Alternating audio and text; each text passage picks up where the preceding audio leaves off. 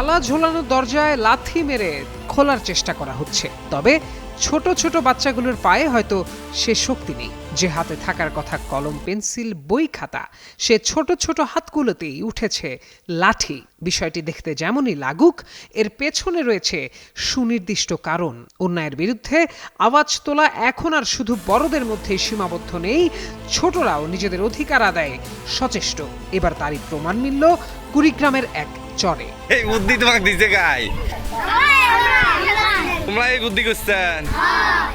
৪৫ বছর ধরে কোটি মানুষের আস্থায় পাইপের বস আরএফএল পাইপ। কুড়িগ্রাম সদর উপজেলার যাত্রাপুর ইউনিয়নের ৯ নং ওয়ার্ডের খেওয়ার আলগারচর সরকারি প্রাথমিক বিদ্যালয়।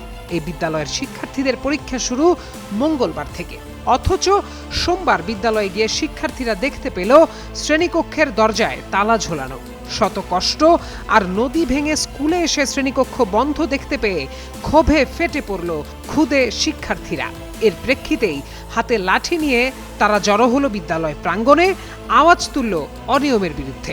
এ সময় বেশ কয়েকজন দরজায় লাথি মেরে তা খোলার চেষ্টা করে। শিক্ষকদের অনিয়মের বিরুদ্ধে চরের শিশুদের এই আন্দোলনের আগুনে যেন ব্রহ্মপুত্রের বুক ভেসে যায়।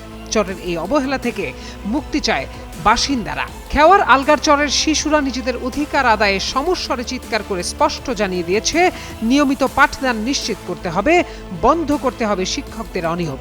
তাদের ভবিষ্যতের সাথে অনিয়ম অবহেলা বন্ধ না হওয়া পর্যন্ত এই প্রতিবাদ যেন থামবার নয়। এখন দেখার বিষয় জেলা প্রাথমিক শিক্ষা অফিসার, উপজেলা শিক্ষা অফিসার কিংবা সহকারী শিক্ষা অফিসাররা এ বিষয়ে কি পদক্ষেপ নেন। তোমরা নাটি নিছেন কে?